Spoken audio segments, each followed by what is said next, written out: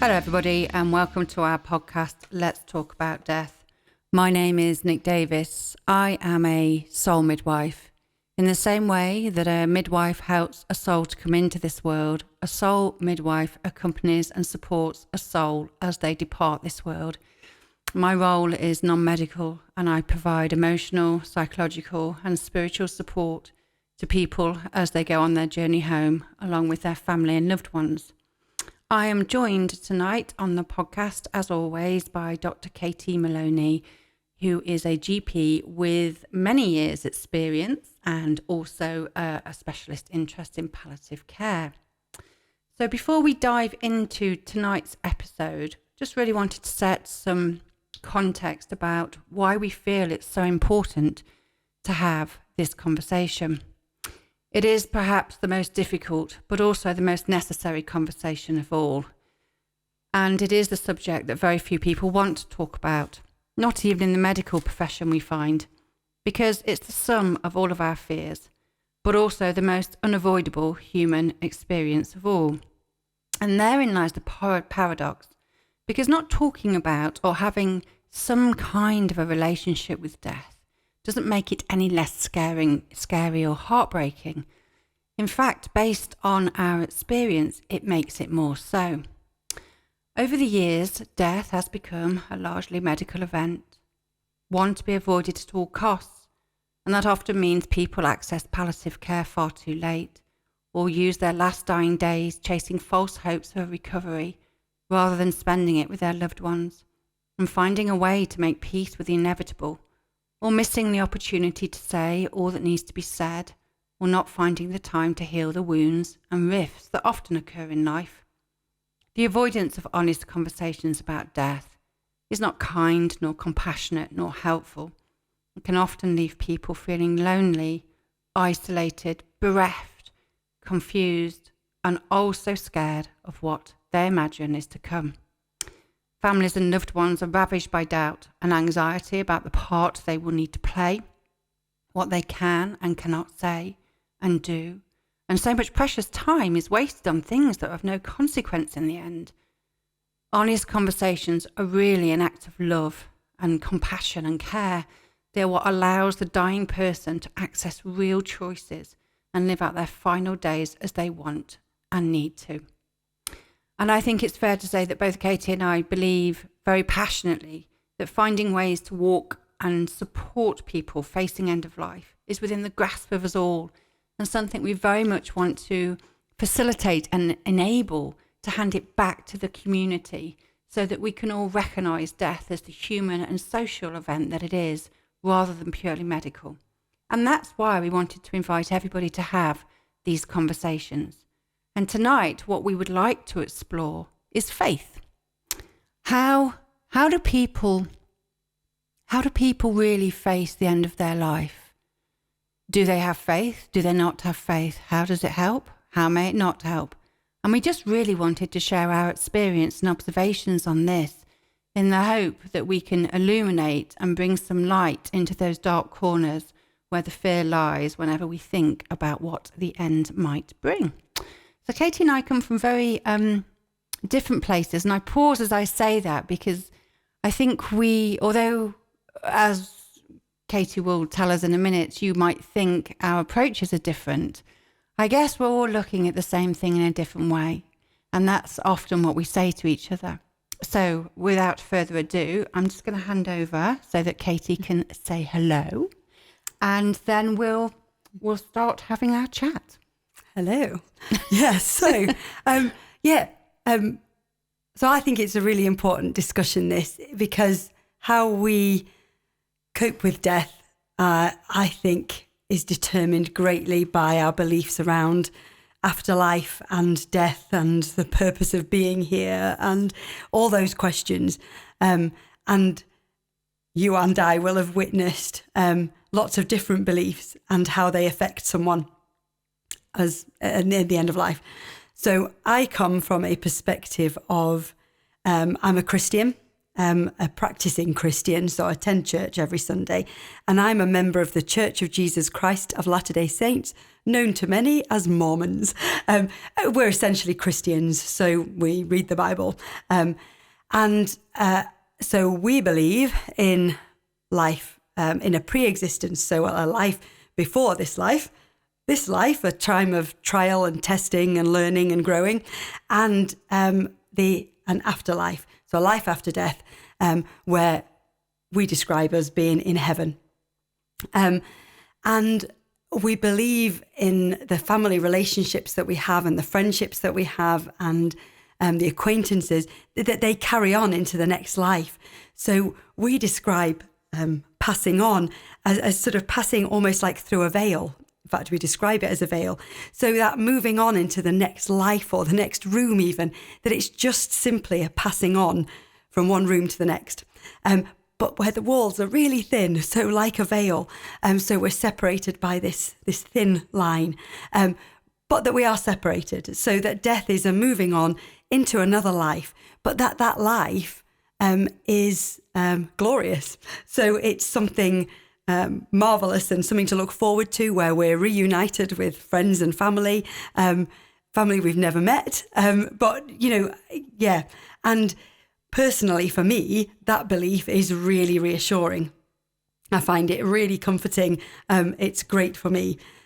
But the challenge I have then is that I can't share that belief with patients. I am not allowed to preach. It's not appropriate that I preach to patients. So I can't put my beliefs onto my patients and say, well, don't worry, there's a life after this. You pass through the veil and you'll be together with your family. That may not be in a place called heaven. That may not be their beliefs. So I can't preach, and it's not appropriate that I do. But I also, if they have very different beliefs to me, I don't always know how to reassure them without putting my beliefs on them. But yeah, so maybe you might want to say what your beliefs are and how we differ really. Because actually often they're not that different. The perspectives we come from might be, but yeah. And that's interesting. So I think if you I'm not going to take all the listeners through this, so don't worry, but if you looked at a CV for Katie and I on paper, you probably wouldn't match us in a room, and yet here we are, having been friends for a number of years now. We have never had crosswords, hugely respectful of our relative beliefs and so forth. And actually, we have been able to offer comfort. Well, you've certainly offered comfort to me on a number of occasions. And I think certainly in the early years, I had no idea what your belief system was. So just to reassure you, you have offered comfort in your GP surgery beyond what you would normally expect of a GP. And I didn't know that. So as a soul midwife, we are non-denominational. So our role as soul midwife is very much to serve the needs of whoever we are supporting, whatever our friend is going through. So it's very much about understanding what it is they need, what is important to them, and absolutely serving those needs as best as we can. And I think it's really important for me to be clear about what that non-denominational means. It doesn't mean that, on a personal level, we don't believe in anything. We don't have our own personal faith. It just means that as a soul midwife, very much like when you're a GP, our role is to look at our friends and to help them to be able to find their way with death in the best way possible, generally through listening, clarifying, listening some more, staying in that space, allowing those uncomfortable conversations to happen. On a personal level, it's interesting when you say, what are your beliefs? I'm not sure I have a label that I can give myself, because I think, deep inside my heart, I believe in something. Do I believe in God? I actually don't know the answer to that. I think there is something I believe in, something greater, be it the universe or whatever, I'm not sure. And I think, I've often had that feeling. And I think what gives me on a personal level comfort is I think I resonate most with the concept of us having a soul. And I like to think of the soul going home. Now, I don't really know what that means in an awful lot of detail for me, but I know it brings me comfort to think there is a clarity, and one of the things that I see consistently is almost the love that everybody leaves. It's so lovely when we see our friends passing with all of their loved ones around them, but in the real world out there, not everybody is always within that type of environment. But I still see that love being provided by people who come into contact with people that are passing. There's something about death that very much brings love and compassion into people, whether that's medical staff, whether that's the wider caring staff, whoever that may be, whether that may be a neighbour that is bringing in supplies because the person doesn't have close family. And I think that is definitely that common denominator, that no matter what, there is some real sense of love. And I think I would often observe as well, there is a real essence in all of us that I just feel somehow is more than our biology. It's more than the blood. It's more than our bones. It's more than our physical being. And even though, when I think of loved ones that have passed, their physicality, they're no longer here as a person, that doesn't mean that I don't feel them, that, when I think about them, it doesn't, bring a tear to my eye. And that's really interesting, because people will often say to me, particularly if they ask me about my dad, who was, of course everybody dies, right? And I think there's something here about the narrative in society. We're not prepared for it. So when I talk about the loss of my dad, you would say, well, it is actually the natural, we're all human and we are all going to die. And as we get older, the probability of that happening, you pretty much get to 100% at some point. That is the reality. Mm-hmm. And yet, even knowing that, when you lose your parent, no matter what age they are, you kind of lose some of yourself. And, you're not really prepared for it, because we don't live in a world where death is an integral part of how we live. It's almost distanced. Mm. And people always talk about dying in a whisper. And have you told them? And, have you had the conversation? Like it's almost this kind of shameful thing that we have to hide. I realise as normal, I'm going a little bit off piste here, and I'm just about to lose my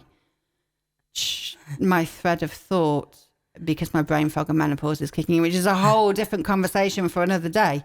But don't you find that no matter what faith or belief or system you have, actually you're never ready? My gran died at 99, and it was entirely right, and we knew it was coming, and she was in a residential home and got COVID, and it completely expected. And I have my belief, and I believe fully that she's going to be reunited with my granddad, and be able to walk and run and laugh and sing and roller skate and do all those things that she loved doing. But I still wasn't ready. I wasn't ready for her to go. I didn't want her to go. It didn't necessarily make it easier. And I don't know that it made it easier for her, knowing, and she talked about being reunited with Granddad, but I'm not sure, she still didn't want to leave us. I think. And that's, and thank you, Katie, because you have just now led to the next bit, which is, I think faith for me is a sense of believing in something when you actually don't have surety, you don't have certainty. And death is the biggest thing of all, because it's such an act of surrender. We don't know where we're going. We don't, people are dying, right? Yeah. They've died, so they're not there to tell us that story. We may have a feeling, and very often people will say, oh, don't tell anybody because you might think I'm being silly, but I had a dream, or this, or that. And there's that sense of, oh, I sound a bit silly, because we live in a very scientific, tangible world. And that was the other point that was really important before I lose it. I hope everybody's keeping up with these random seeds that I can't seem to join together. I'm with you. When you were talking about your own faith and about not imposing it on others, and really the fact of the matter is, faith is such a personal thing, and it can be annoying if somebody tries to impose their faith system on you and it's not where you're at. But it wouldn't necessarily bring comfort anyway, because unless you believe in deep in our hearts. So I wonder whether the key is we just have to help people explore and find some honesty and authenticity in themselves about what it is they believe. And there isn't a right or wrong.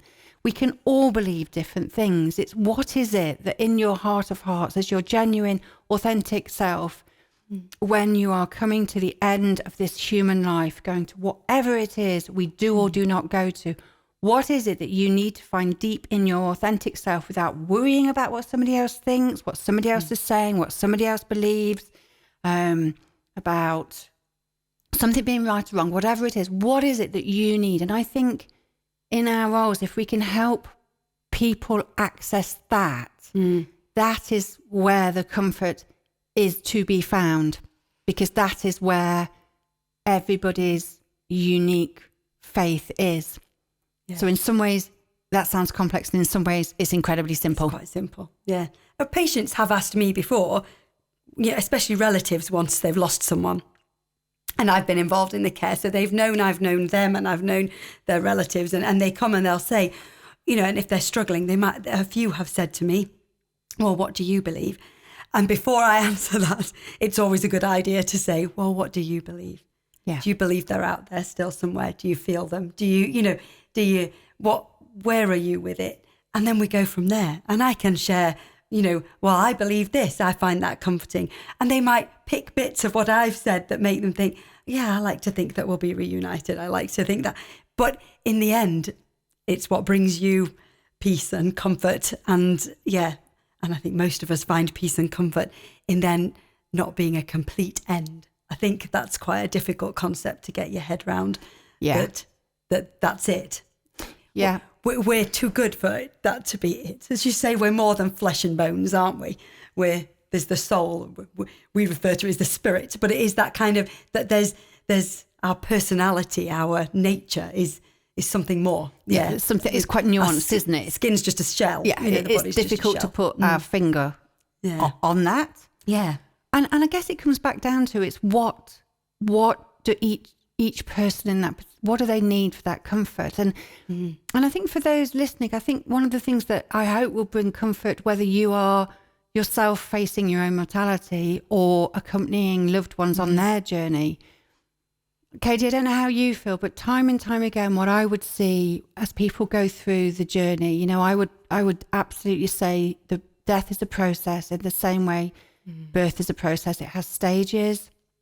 We can see where people are according to how they're doing. And actually, I think some of it is allowing the process of death in the same way that we allow a birth to progress, we allow a death to progress.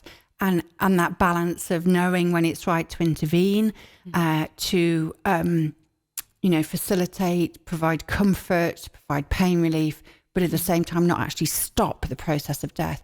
One of the things I found in the earlier processes, when we are still, really quite with it, quite, I struggled to find the right word, quite human, let's say, we're still engaged in life, we're still probably eating, probably not quite as much. As we go through the process, we do lose our strength, mobility, we lose our appetite, we sleep more. And as time goes on, we're just engaging with the world less, and we're sleeping more, often having, bouts of unconsciousness. And it's interesting, today I was saying to Katie, I was reading about this, and, effectively, as humans, we don't know when we're unconscious. So when somebody's been unconscious, so as we near, I'm sure Katie will correct me if I'm wrong, because I'm kind of stepping on medical waters here. I don't know if you can step on water, but you know what I mean. You'll just drown. Yeah, I'll just drown. Yeah, exactly. That's what's going to happen right now. Right, I'm just going to drown. So, sorry, I'm a strong swimmer. I'm not. I can't help you. Oh, thanks. You're my GP. So anyway, and one of the things is we think people are sleeping for longer, and very often they're actually having bouts of being unconscious for longer. But we don't know that. So when we eventually wake somebody, they'll say, I've had a lovely sleep. And then eventually what happens, and this is really medical, so Katie's either going to be despairing or really impressed with me, is that when we are unconscious, when our brain is in an unconscious state, the only part of it that works is our breathing, our respiratory system. Ta-da! Oh, she's slowly, nodding. the brain slowly She's shuts nodding. down in phases, Yes. and leaves you really with the sort of brainstem at the end, which is your sort of reflexes like breathing, swallowing, that sort of thing. And eventually you take a breath out, but you just don't take that breath in. And, I've heard of stories where, medical staff go into the room and the families may not even know the patient or the friend has passed. It is not some massive dramatical thing that we see on the films. It can be generally a really ethereal and beautiful process. But as I've seen people get to that stage, which is what we in soul midwifery refer to as an air stage, which seems very fitting. 99. Actually, I don't know anybody.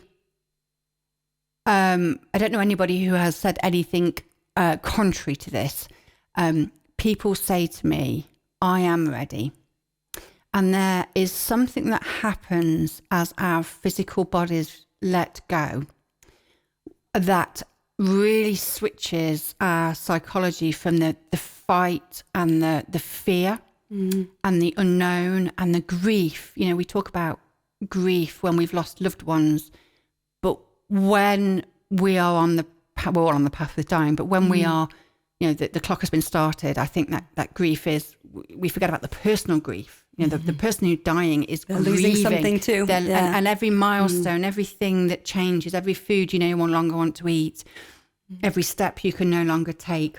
It's a loss. It's a loss, All of these are really significant steps that need gentle, compassionate holding of the space for that. And always there is a point people get to where they say, "I am ready." Now, that doesn't mean that people will not be scared or worried, but there is absolutely a transition, a progress, a journey where people say, "I'm ready." And that's very often as well where I see people may not have talked about faith, but they may explore it at that stage. And, that these aren't all of a sudden sitting in bed and going, "I found a belief in God," or whatever it may be. It's much more subtle and gentle than that. They start to speak in more reassuring terms of, leaving but not really leaving, or, I'm okay. They're still there. They're still watching over their loved ones. They're okay.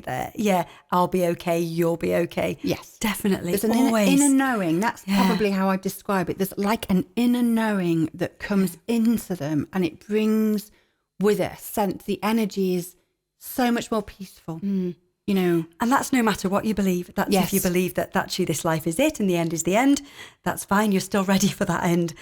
Or if you believe you're going on somewhere else, again, it doesn't matter. Everybody gets there. And you're right. I thought about this when we spoke about it earlier, and we were saying we were going to talk about this. And I thought, have I ever seen anyone who hasn't got there? No, I haven't, in answer to your question. No, always. It is a stage everyone gets to. It's right because it's right. Yeah, because it is a process, and it is a natural process. Yeah. And it is in all of us to cope with it because we're made to cope with it. Yeah. Because we have to. And I think the thing that I would observe is that how people get there can vary a lot. Definitely. And that is something, so how we die, I think, matters enormously. And whilst we may not have agency and control over the fact that, maybe you could say that we're always dying before we're ready. It's part of the human condition. What's the cause of death? Oh, I was born. You were always going to die before we're ready. I'm not sure. But the process of getting to that place of inner knowing and acceptance and peace can be varying for people. And I think as companions, as all of us, not just me as a soul midwife and Katie, but everybody, every human being that connects with another, as fellow human beings, we can hold that space to allow people to explore their fears, to have authentic, honest conversations, to rage, to cry, to have moments of joy, whatever it is. Because Dr. Edith Eger, the Holocaust survivor, who, she's in her 90s and she's still putting out new content and doing courses, and it's such a role model.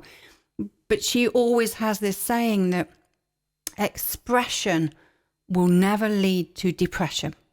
What you let out will not harm you. What you keep inside will eat you. It will really harm you. And once you start to express whatever it is that you need to express, you then have a choice about what you want to do with it. How long do you want to hold on to it?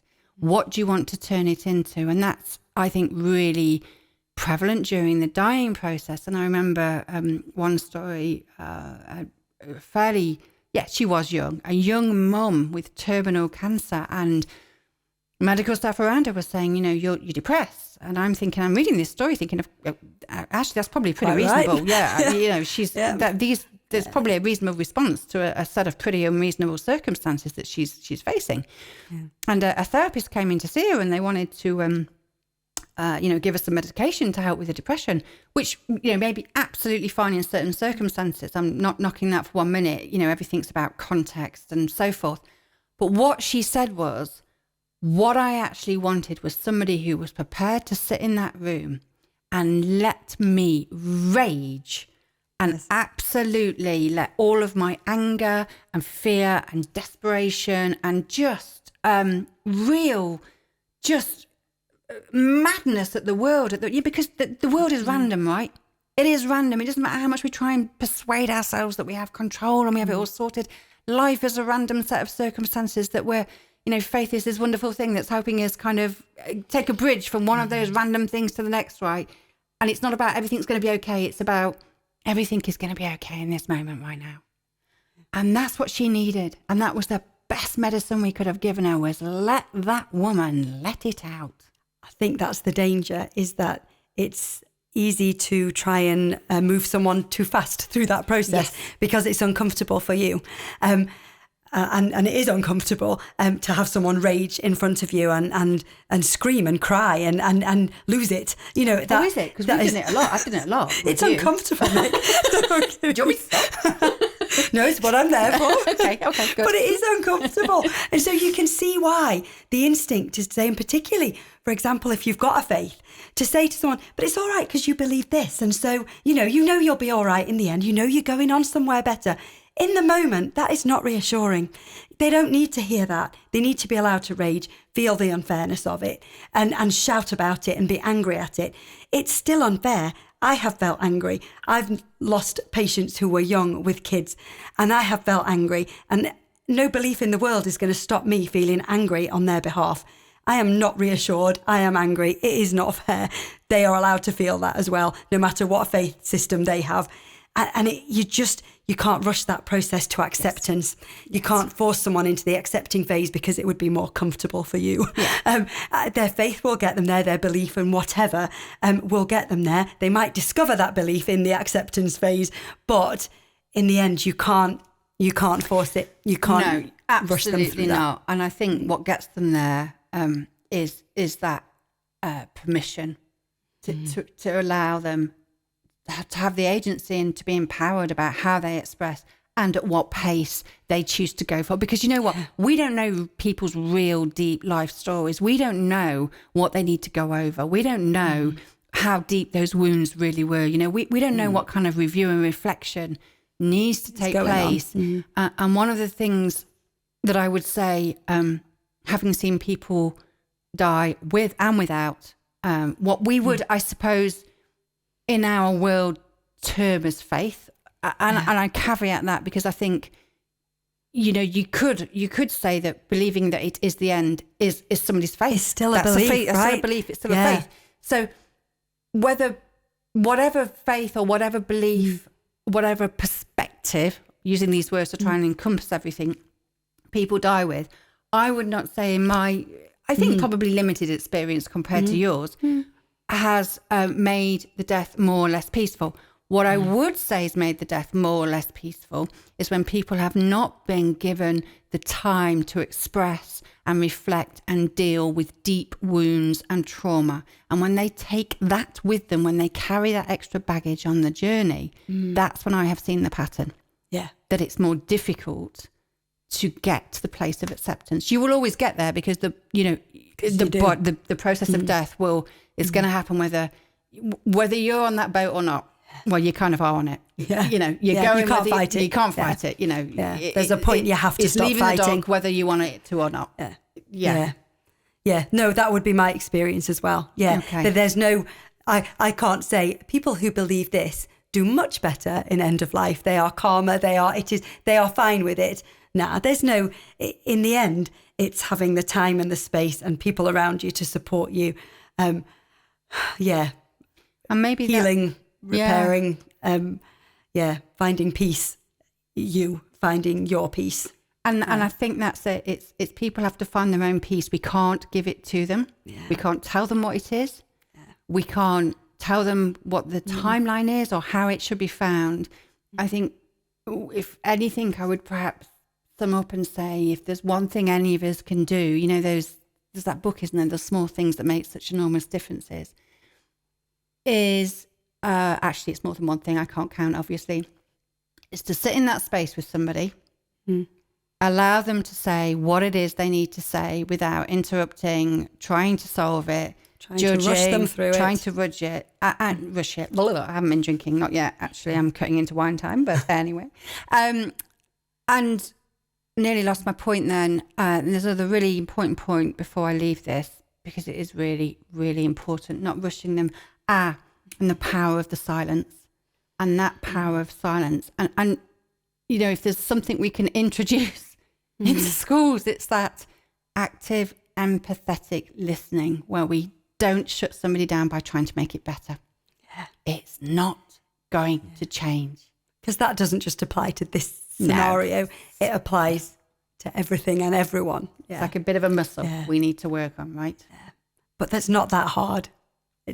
It can be learnt very easily. Yeah. Well, yeah, we're getting there, right? So I think that brings tonight's conversation.